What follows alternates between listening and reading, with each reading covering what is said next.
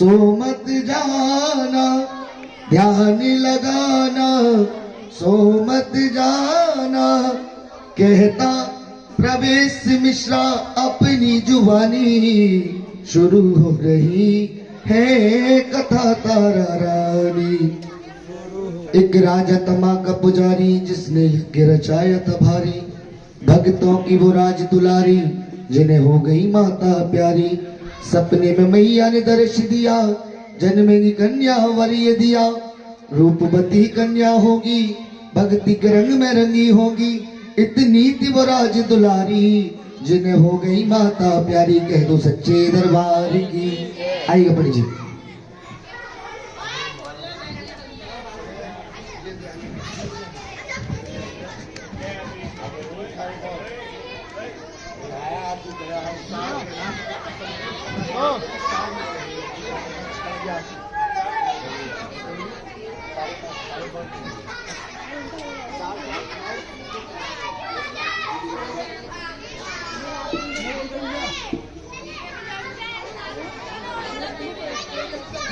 आप बैठ जाएं, सभी लोग बैठ जाएं, बैठ के कथा का श्रवण पान करें। बच्चे लोग हट जाएं यहाँ से, बच्चे लोग हट जाओ बच्चे।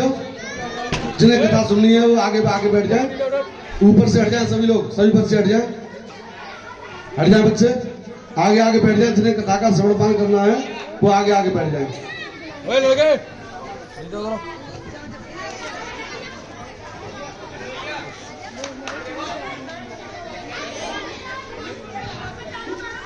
बोल सच्चे दरबार की, बोल अच्छे दरबार की। देखिए ऐसा कहा जाता है, बोल अच्छे दरबार की।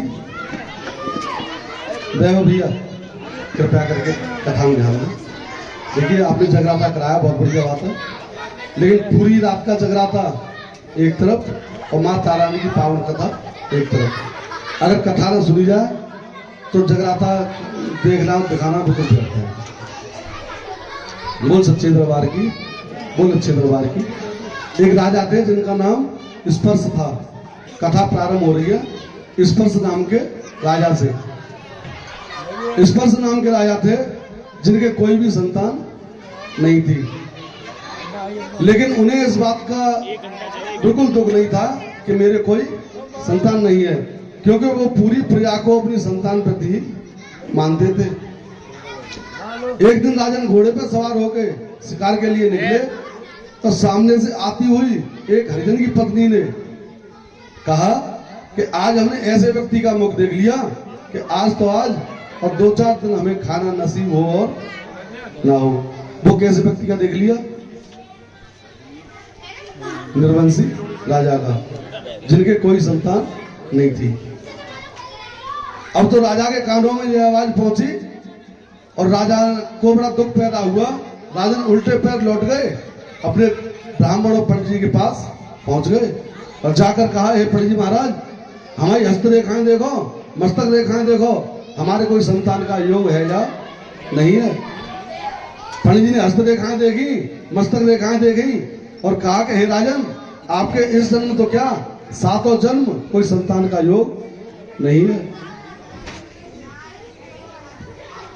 अब तो राजन को और ज्यादा दुख पैदा हुआ और राजन ने कहा, हे पंडित जी, मैं बहुत बड़ी आस करके आपके पास आया हूं, अगर आज आपने कोई उपाय नहीं बताया संतान का तो मैं आपके ही चरणों में अपनी आत्महत्या कर लूंगा।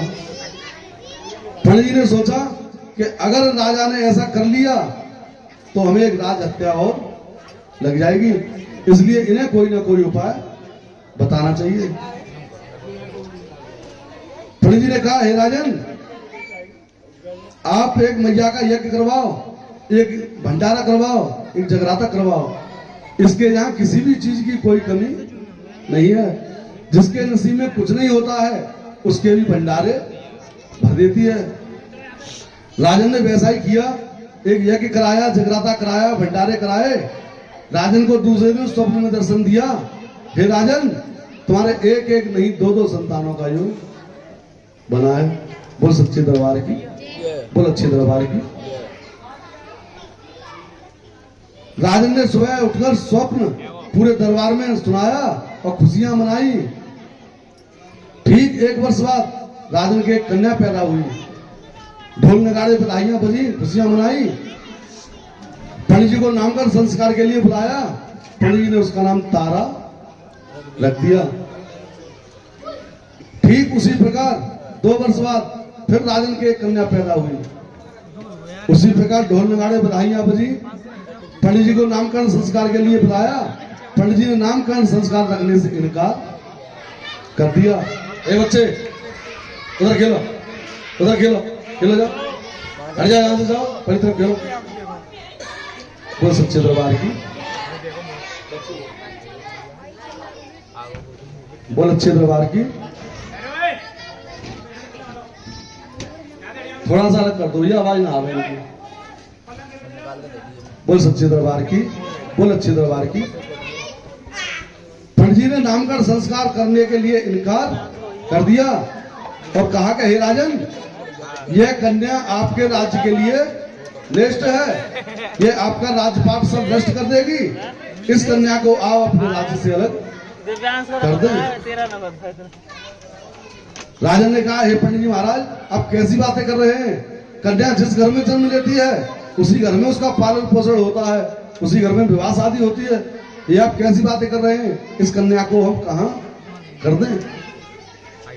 तो पंडित जी ने कहा कि आपकी समझ में नहीं आएगी राजन, मैं इनके पिछले जन्मों की कथा आपको सुनाता हूं। तो पंडित जी पिछले जन्मों की कथा राजन को सुना रहे हैं, उन कन्याओं की। हे राजन, ये पिछले जन्म में राजा इंद्र के यहाँ दोनों बहनें अप्सराएं थी। इनका नाम रेणुका और मेनका था। जो सबसे सुंदर नृत्य किया करती थी, इन्हें अपने नृत्य पर बहुत गर्व था। एक दिन लोमन ऋषि राजा इंद्र के दरबार में पहुंचे। सभी ऋषि मुनियों ने उठकर लोमन ऋषि को प्रणाम किया, लेकिन रेणुका मेनका ने कोई प्रणाम नहीं किया और कहा कि हम मृत्युलोक पर रहने वाले नंगे भिखमंगों के सामने प्रणाम नहीं करते हैं, हम तो राजा इंद्र की अप्सराएं हैं, इंद्र के सामने ही नृत्य किया करते हैं। लोमन ऋषि को क्रोध आया और श्राप दे दिया कि तुम हमें पृथ्वी लोक पर रहने वाले नंगे भिखमंगे बताती हो। जाओ, हम श्राप देते हैं, तुम 3 जन्मों तक उसी मृत्युलोक पर भटकोगी। तो मृत्युलोक कौन सा है? मृत्युलोक यही लोक है, यहाँ जन्म भी होता है और मरण भी होता है। यहां जन्म लेने के लिए देवी देवता भी तरसते हैं। पृथ्वी पर जन्म लेने के लिए देवी देवता भी तरसते हैं। हमारे तुम्हारे जाने कौन से हमने तुमने बड़े बढ़िया कर्म किए होंगे जो कि हमें मानस तन मिला है, लेकिन इसको हम कैसे गंवाए जा रहे हैं, ये आप भी जान रहे हैं और हम भी जान रहे हैं, सब जान रहे हैं कैसे इसको व्यर्थ में गंवाया जा रहा है। बोल सच्चे दरबार की, बोल अच्छे दरबार की।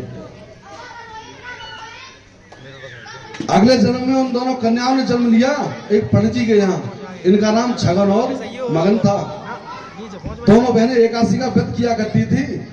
एक एकादशी के व्रत में बड़ी बहन ने छोटी बहन से कहा, हे बहन, तुम बाजार चली जाओ और कुछ फल मेवे मिष्ठान खरीद कर ले आओ, जिसे खाकर हम अपना व्रत खोल लेंगे।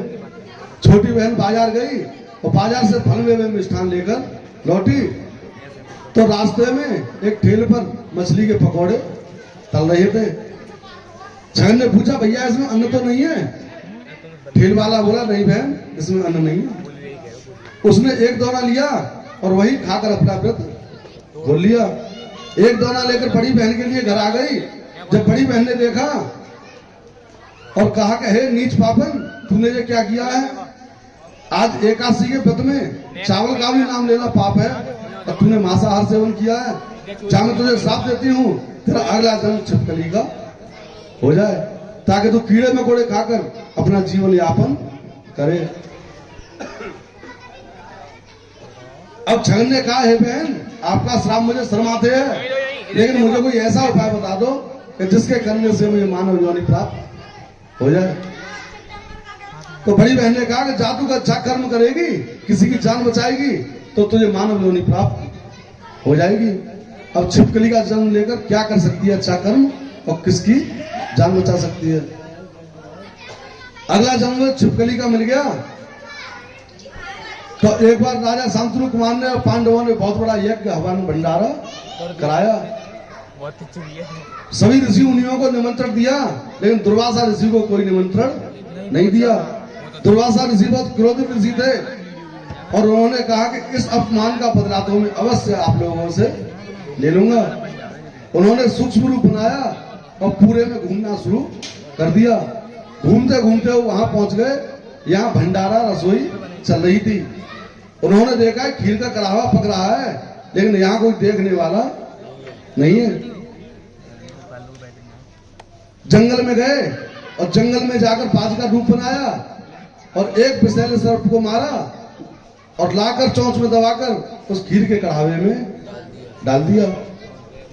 जो भी खीर को खाएगा वो मारा जाएगा। वहां कोई भी ऐसा नहीं था जो देख रहा हो, लेकिन वहां भी एक जीव ऐसा था जो पूरे नजारे को, वो कौन था? दीवार पर चिपकी हुई छिपकली पूरे नजारे को देख रही थी। एक बाज आया, विषैले सर्प को खीर के कढ़ावे में डालकर चला गया। अब छिपकली को अपनी बहन का वरदान याद आ जाता है, अगर तू किसी की जान बचाएगी, कोई अच्छा कर्म करेगी, तो तुझे मानव योनि प्राप्त हो जाएगी। जब पांडव लोग खीर के कढ़ावे को उठाने आए प्रसादी बांटने के लिए, तो छिपकली ने दीवार से कूदकर खोलते हुए खीर के कढ़ावे में अपनी जान दे दी। और तो पांडवों ने शोर मचा दिया, ऋषि मुनियों के कानों में आवाज पहुंची, खीर में छिपकली गिर गई, खीर में छिपकली गिर गई। ऋषियों ने सोचा ना समझा, फिर उसको श्राप दे दिया, हे नीच पापन, तूने ये क्या किया?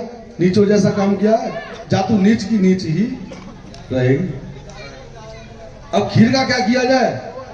ऋषियों ने कहा गहरा गड्ढा खुदवाओ, उसमें खीर के कढ़ावे को पलटवाओ, ऊपर से मिट्टी डलवा दो, ताकि कोई भी चीज जनावर इसे ना खाने पाए, क्योंकि जो भी खाएगा वो मारा जाएगा। अब गहरा गड्ढा खुदवाया, खीर के कढ़ावे को उसमें पलटवाया। जब नीचे देखा तो उसमें मरे हुए सर्प के अस्थि पंजर निकले।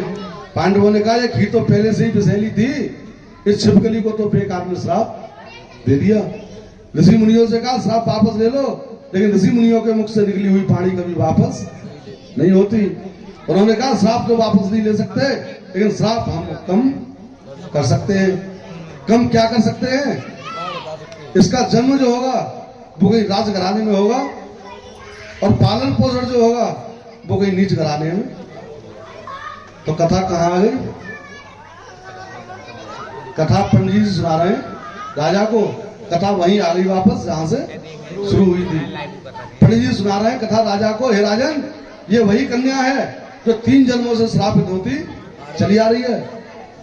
इसे श्राप मिला हुआ है कि जन्म जो होगा वो कहीं राजघराने में हो जाएगा, लेकिन पालन पोषण जो होगा वो कहीं नीच घराने में होगा। अब तो राजन की समझ में बात आ गई। राजन ने कहा पंडित जी अब कोई ऐसा उपाय बता दो कि जिसके करने से ये कन्या मेरे राज्य से अलग भी हो जाए और मुझे किसी प्रकार का कोई पाप ना लगे। पंडित जी ने उपाय बताया, जितना पैसा आप इसकी पढ़ाई लिखाई में, पालन पोषण में, विवाह शादी में खर्च करते, एक लकड़ी का बक्सा बनवाओ, उसमें हीरे मोती जवाहरात जड़वा दो और कन्या को उसमें लिटाकर अर्धरात्रि में गंगा जी में प्रवाह कर दो। जहां भी इसे पहुंचना होगा वहां से पहुंच जाएगी, और इसके पास मालटाल इतना है कि इसका पालन पोषण आराम से हो जाएगा। वो सच्चे दरबार की, वो अच्छे दरबार की। राजन ने वही काम किया, एक लकड़ी का बक्सा बनवाया, हीरे मोती जवाहरात जड़वाए और कन्या को उसमें लिटाकर अर्धरात्रि में गंगा जी में प्रवाह कर दिया। और बहते बहते वह पिटारा काशी नगरी आया, और पंडित जी स्नान कर रहे, नजर पिटारा आया। पहले गंगा जी पर 2 ही लोग जाते थे सुबह सुबह जल्दी, एक पंडित जी जो नहा धोकर गंगा माँ की आरती करते थे, और एक हरिजन जो गंगा माँ की सफाई करते थे। पंडित जी की नजर बक्से में पड़ी। पंडित जी ने सोचा अगर ये बक्सा मेरे हाथ आ जाए तो मुझे 2-4 जन्मों तक कुछ करने की आवश्यकता नहीं पड़ेगी। पंडित जी के मन में लालच जागा, पंडित जी गंगा जी में घुसे। जितने पंडित जी गंगा जी में बढ़ते जाए उतना ही बक्सा आगे को क्यों बढ़ता जाए? छल था जाति में, क्योंकि उसका पालन पोषण जो होना था बोल सच्चे दरबार की, बोल अच्छे दरबार की। जितने पंडित जी गंगा जी में घुसते गए उतना ही बक्सा आगे को बढ़ता जा रहा। पंडित जी ने हिम्मत नहीं आ रहे, पंडित जी बढ़ते बढ़ते चले गए गंगा जी में, 2-4 डुबकी लग गई, डूबने से बच गए, बसरते बक्सा हाथ नहीं आया। लौटकर पार पे आ गए, पार पे आके हरिजन को आवाज दी। हरिजन बोला कहो कहो पंडित जी क्या बात है, ये बक्से को ले आओ बाहर। हरिजन ने देखा, हरिजन ने कहा कि पंडित जी बक्से में मालताल बहुत लगा हुआ है, इसका बंटवारा कैसे होगा। पंडित जी ने कहा जैसे आप चाहो बंटवारा कर लियो, बस इसे बाहर ले आओ। हरिजन गंगा जी में घुसे, जितने घुसते जाए उतना ही बक्सा उनके पास आता जाए, क्योंकि उसे उनके यहाँ जाना था। बोल सच्चे दरबार की, बोल अच्छे दरबार की।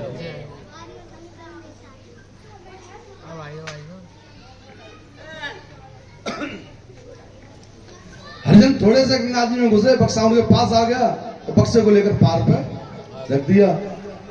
हरिजन ने कहा कहो पंडित जी कैसे बंटवारा करोगे, कि मैंने आपसे कह दिया जैसे आप करो वैसे कर लो। हरिजन ने सोचा कि जब इसमें ऊपर इतना माल लगा हुआ है तो अंदर इसमें कितना माल होगा। लेकिन शास्त्रों के ज्ञाता पंडित जी ने सोचा कि अगर इसमें इतना माल भरा होता तो ये बक्सा पानी में डूब जाता। हरिजन ने कहा पंडित जी एक काम करो, ऊपर ऊपर का माल आपने देखा है, ऊपर ऊपर का माल आपका, अंदर अंदर का सब मेरा। पंडित जी ने ऊपर का माल उतारा, बगल में लगाया और हरिजन से कहा हरिजन खोलो बक्से को और जो भी कुछ हो इसमें अपने घर ले जाओ। हरिजन ने जब बक्सा खोला तो उसमें 5 पैर का अंगूठा चूसती हुई कन्या निकली। अब तो हरिजन ने मत्थे में हाथ मारकर कहा है पंडित जी मालटाल सब आपने ले लिया और ये खर्चे का सामान सब मुझे दे दिया। तो बेटी को क्या बताया, खर्चे का सामान। पंडित जी ने कहा हरिजन आपकी शादी को 12 वर्ष हो चुके हैं, आपके कोई संतान नहीं है, आप इस बेटी को ले जाओ, पालन पोषण करो, विवाह शादी करो, पढ़ाओ लिखाओ, आपका कल्याण हो जाएगा। क्योंकि जिस घर में कन्या नहीं होती है उस घर का कभी कल्याण। और ये हकीकत बात है, मैं हर कथा में इस बात को कहता हूँ, पैसे वाले तो बहुत हो जाते हैं, कन्या जिसके घर में होती है भले ही वो गरीब ही रहता है लेकिन उसका कल्याण हो जाता है। पैसे वाले बहुत हो जाते हैं, जमीन जायदाद कर देते हैं दुनिया का, लेकिन कन्या नहीं होती है तो उनका उद्धार कल्याण किसी के ना हो तो कोई बुराई मत मानी। बोल सच्चे दरबार की, बोल अच्छे दरबार की। हरिजन बच्ची को गोद में उठाकर घर ले गए। जब घर ले गए तो उनकी पत्नी उनसे और ज्यादा लड़ने लगी और कहने लगी मैं आपसे दिन रात कलेश करती रहती हूँ, हमारे कोई संतान नहीं है, संतान नहीं है, ये आप किसकी बच्ची को चुरा कर लाए हो, जिसकी बच्ची को चुरा कर लाए हो उसी की बच्ची को दे आओ वापस, हमें किसी की बच्ची की कोई आवश्यकता नहीं है। काफी कोशिशों के बाद हरिजन ने समझाया पत्नी को कि हमने गंगा मैया ने दी है। अब तो दोनों पति पत्नी ने बैठकर गुहार लगाई मैया से, हे मैया अगर तूने ये बच्ची हमें दी है तो इसके पालन पोषण के लिए माँ के दूध की आवश्यकता है, अगर माँ के दूध की आवश्यकता कर सके पूरी तो इसे हमें दे दे, वरना इसे हमसे तू ले ले। मैया ने भक्त की पुकार सुनी, मैया की ऐसी कृपा हुई जो हरिजन की पत्नी 12 वर्ष से 5 थी उनके दूध आ गया, बच्ची का पालन पोषण। बोल सच्चे दरबार की, बोल अच्छे दरबार की। बच्ची धीरे धीरे शादी योग्य हो गई और उधर तारा शादी योग्य हो गई। दोनों एक ही माँ की, एक ही बाप की, एक राजा के यहाँ एक हरिजन के यहाँ। उधो कर्मन की गत न्यारी और कर्मत राजा राज करते हैं, कर्मत बनत भिखारी। उधो कर्मन की गत न्यारी।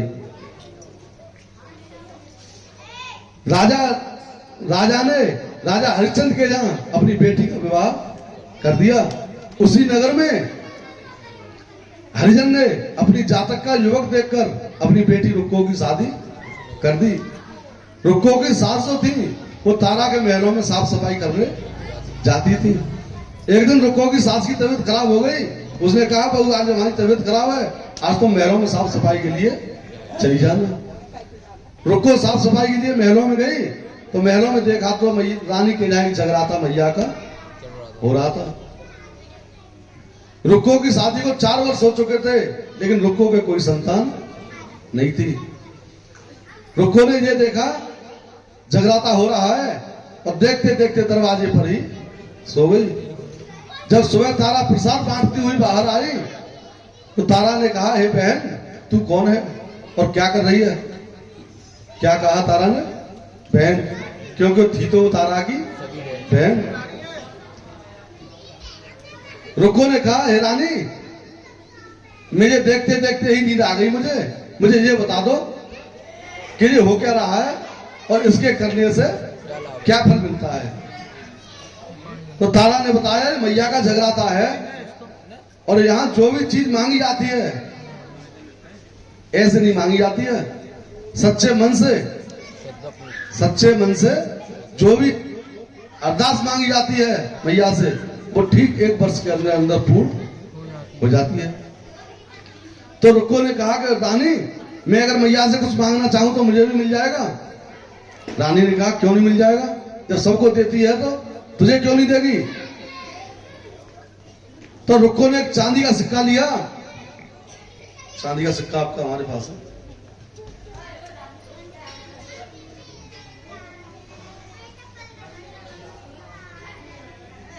उठ जाओ दोनों लोग, उठ जाओ। नींद आ रही है? देखो, ये तारा रुक्को की अरदास होती है और जो भी आपकी मनोकामना हो उसे बोलते हुए अरदास लगाओ मैया से। और ऐसा कहा जाता है कि 1 वर्ष के अंदर जो भी मनोकामना इस समय मांगी जाती है मैया से तारा रुक्को की अरदास में, वो 1 वर्ष के अंदर अंदर हमारी पूर्ण हो जाती है। अरदास लगाओ मैया से, मत्था टेको इसे रख के। और जो भी कोई अरदास लगाना चाहे वो लगा सकते हैं। गुप्त अरदास होती है, नहीं सुनाई जाती है, नहीं कही जाती है, नहीं दिखाई जाती है किसी को।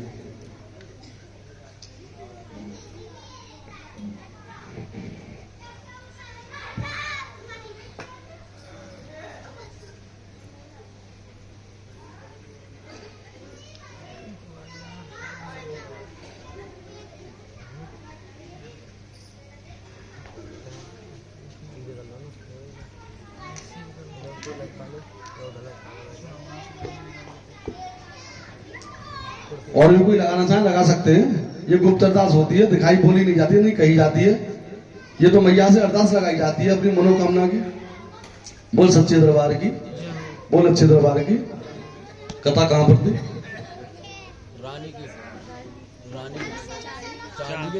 चांदी के सिक्के। आपको तो नींद से ही फुर्सत नहीं है, आपको क्या बताओ।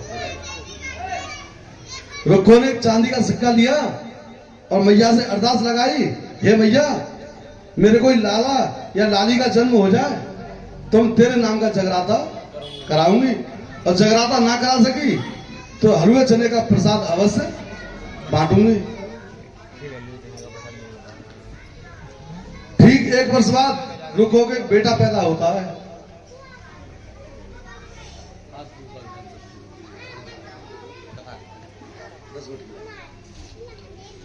ठीक 1 वर्ष बाद रुक्को के एक बेटा पैदा होता है। मैया की ऐसी कृपा हुई, एक बेटा पैदा हो गया। धीरे धीरे बेटा 5 वर्ष का हो गया। रुक्को जगराता कराना भी भूल गई और हलवे चने का प्रसाद बांटना भी भूल गई। अब तो मैया ने भैरव को आदेश दिया, मैया का पीछे का काम देखते हैं भैरवनाथ, आगे का काम देखते हैं लांगूरवीर हमारे हनुमान जी महाराज। मैया ने भैरव को आदेश दिया। भैरव ने बच्चे के लाल लाल फंसियां निकाल दी, जिन्हें हम और आप क्या कहते हैं? बोल शीतला माता की, बोल शीतला माता की। बच्चे के माता निकले आई, डॉक्टरों को दिखाया लेकिन कोई फायदा नहीं पड़ा। अब तो रुक्को भागी भागी महलों में गई, रानी से कहा। रानी ने कहा, तूने कोई बोलना उठावना तो नहीं किया है?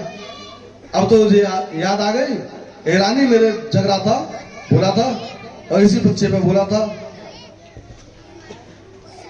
कि जा एक नारियल लाल कपड़े में बांध के 1.25 रुपया रख के और मैया के मंदिर में रख दियो, और जब तेरा बच्चा ठीक हो जाए जब जगराता करा दियो। रुक्को ने वैसा ही किया, लाल कपड़े में नारियल 1.25 रुपया बांधा, मैया के मंदिर में रखा।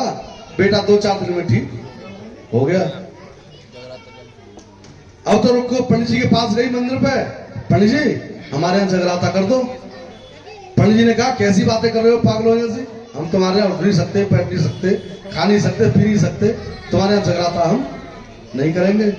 रुको ने क्या क्या मैया बड़े घर वालों के यहाँ आती है, हम जैसों के नहीं आती। पंडित का मैया आओ या मत आओ, हम तुम्हारे यहाँ जगराता नहीं करेंगे। अब तो रुको बड़ी उदास हुई, उदास होकर वो रानी के पास पहुंच गई। रानी को सारा हाल बताया तो रानी ने कहा कि पंडित जी से कह देना कि जगराता करें आपके यहाँ, और मैया की ज्योति प्रज्वलित कराने मैं स्वयं आऊंगी। इस बात को राजा का एक भद्रसेन दूत था, वो पूरी बात को सुन रहा था। दूत ने राजा से चुगली खा ली और कहा कि हे राजन, आप बहुत बड़ी बड़ी बातें करते हो, आपकी रानी आज हरिजन बस्ती में ज्योति प्रज्वलित कराने जाएंगी। राजा ने कहा ऐसा नहीं हो सकता राजन, ऐसा ही होगा। राजन ने अपनी कन की उंगली काटी और पट्टी बांधी नमक लगाकर, और कहा कि दर्द होगा तो नींद नहीं आएगी, और जब नींद नहीं आएगी तो तारा कहीं नहीं जाएगी। अब तो तारा से कहा हे रानी, मेरे पलंग के बराबर में पलंग डाल लो और मेरे सर को दबाती रहो, मेरे दर्द हो रहा है। अब तो रानी सर को दबाने में लग गई और मैया से गुहार लगा रही, हे मैया, अगर मैं ज्योति प्रज्वलित कराने नहीं पहुंची तो इसमें मेरी कोई बेइज्जती नहीं है, तेरी हंसाई हो जाएगी, क्योंकि तुझे जानती है मैया का जगराता है, मुझे कोई नहीं जानता। अब तो मैया की ऐसी कृपा हुई, ठंडी ठंडी शीतलहर मन सुगंध हवा चलने लगी और राजा को नींद आ गई। रानी दरवाजे पे गई तो दरवाजे में पहरेदार लगे हुए थे। पीछे के रास्ते रोशनदान में साड़ी बांधी और जंगल के रास्ते हरिजन बस्ती में पहुंच गई। वहां जगराता शुरू हो गया, प्रारंभ हो गया, ज्योति प्रज्वलित हो गई। धीरे धीरे धीरे धीरे सुबह का टाइम हो गया। सुबह का टाइम वो हो गया कि प्रसाद बटने का। जब ही राजा की वहां आंख खुल गई, राजा ने सोचा ना समझा और सोच लिया कि रानी अवश्य हरिजन बस्ती में होगी। राजन सीधे जंगल के रास्ते हरिजन बस्ती में आए। जब ही रानी ने अपने पल्लू में प्रसाद लिया और कहा कि हे पंडित जी, ये तो मेरा है, मेरे पति के नाम का हो, दे दो। और जब ही राजन का वहां पहुंचना हुआ तो पहले प्रसाद काय का पड़ता था, पहले बलि चढ़ाई जाती थी, बकरे की बच्चे की बलि चढ़ती थी पहले मैया पे। तो राजन ने यह बात सुनी, राजन ने कहा हे रानी, तूने अपना धर्म भ्रष्ट किया सो किया, मेरा भी धर्म भ्रष्ट कर दिया। कि क्यों? कि तूने मांस का प्रसाद मेरे नाम का भी ले लिया। ए बच्चे,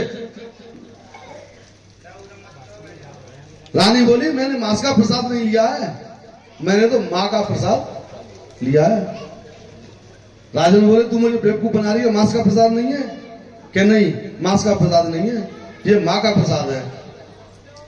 अब तो कहना सुननी होते में राजा रानी में राजन का हाथ रानी के पल्लू में लग गया। मैया की ऐसी कृपा हुई, जब पल्लू में लगा प्रसाद जमीन पर गिरा तो प्रसाद की पंचमेवा बन गई, किशमिश बादाम छुआरे बन गए मांस के। अब तो राजन बोले तू बहुत बड़ी जादू करनी है, तूने तो मांस की मेवा बना दी जादू से, और तू वहां भी मुझे जादू से सुलाकर आ गई।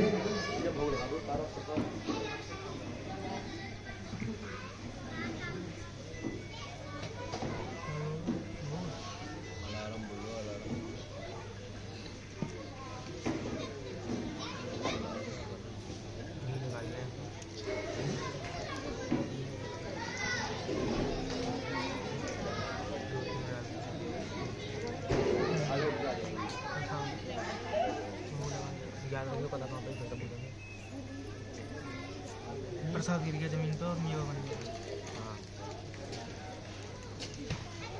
ओम बारी ओम बानाभ्यासीदंतरिक्षगुं शिश्रोधोम समवर्तत परभ्याम भूमि दिशा श्रोता तथा लोकाल अकल्पयन्। गोद करो, इधर गोद लाओ, गोद करो गोद।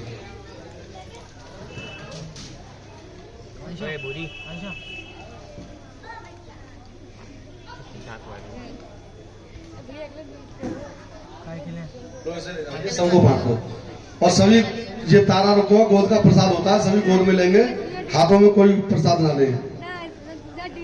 आप बैठ जाओ। जाट लिखना हो तो आप एक काम करो, पीछे से बांध के लाओ, पता नहीं मेवा के चक्कर में सभी लोग बेकार हो यहाँ जाएंगे मेमोरी कार्ड ना है, यहाँ फोन में पहुंच गई और कथा नहीं सुनेंगे।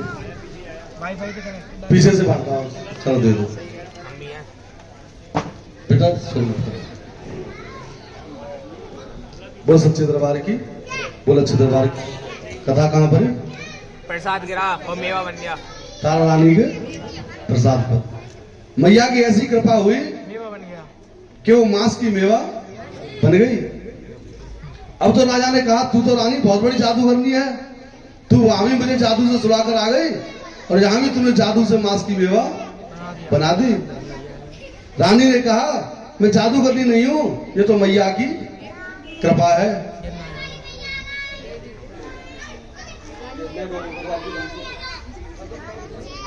ये तो मैया की कृपा है। राजन बोले मैं भी तेरी मैया की कृपा, मैं भी तेरी मैया की कृपा देखता हूं। कैसी है तेरी मैया की कृपा? मैं भी आज एक जगराता कराऊंगा और अपने सबसे प्रिय नील कमल घोड़े का सर कलम करके वहीं रख दूंगा और जब देखूंगा तेरी मैया आएगी या नहीं आएगी।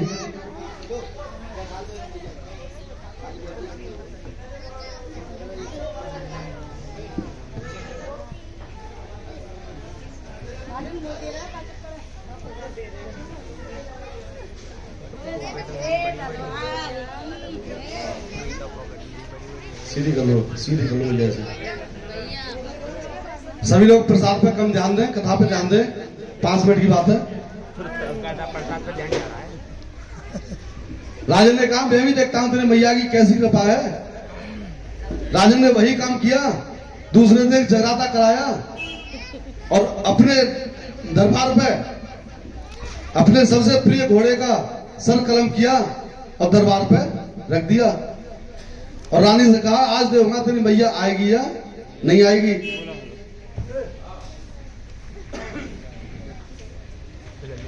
रानी की जुबान पर मैया सरस्वती मेहरबान हुई और रानी के मुख से कहलवाया हे राजन, दूसरे के बच्चे की बलि देकर बहुत बड़ी बड़ी बातें करते हो, अपने बच्चे की बलि दो तो हम जाने। अपने 5 वर्ष के बच्चे की गर्दन उसी नंगी तलवार से राजा ने उतार कर दरबार पे रख दी और रानी से कहा हे रानी, अब भी तेरी मैया नहीं आई तो अब के तेरी बारी है, तेरी गर्दन इसी तलवार से उतार कर इसी दरबार पे रख दूंगा। अब तो रानी ने मैया से गुहार लगाई, हे मैया अगर अब ना आई तो अब तू मत आना। मैया ने अष्टभुजी रूप में दर्शन दिए और कहा कि हे तारा, दोनों में से एक को जिंदा करा ले। चल रानी ने कहा अगर मैं अपने बच्चे को जिंदा करा लेती हूँ तो ये जमाना मुझे जीने नहीं देगा। हे मैया तू घोड़े के बच्चे को जिंदा कर दे। जब घोड़े के बच्चे को जिंदा किया, इसे रहने दो, आप कथा सुन लो, इसे रहने दो, ये बाद में हो जाएगा काम। तू घोड़े के बच्चे को जिंदा कर ले, अगर मैंने अपना बच्चा जिंदा करा लिया तो जमाना मुझे जीने नहीं देगा।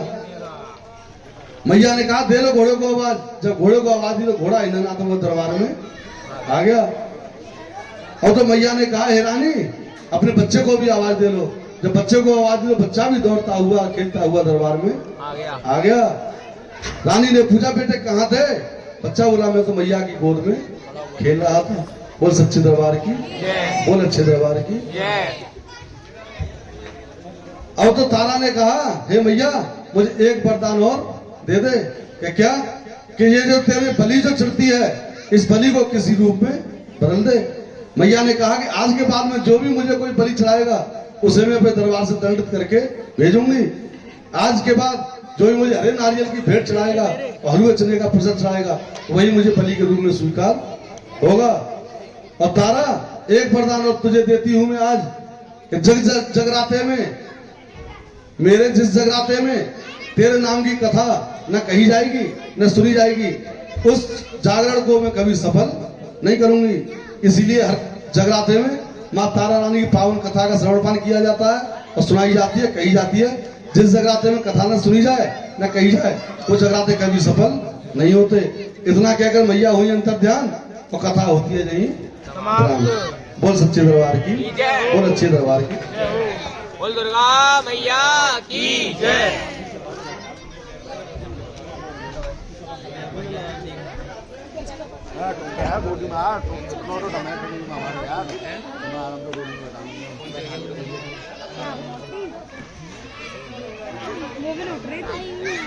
अभी टाइम को ड्रिंक बैठ जाओ।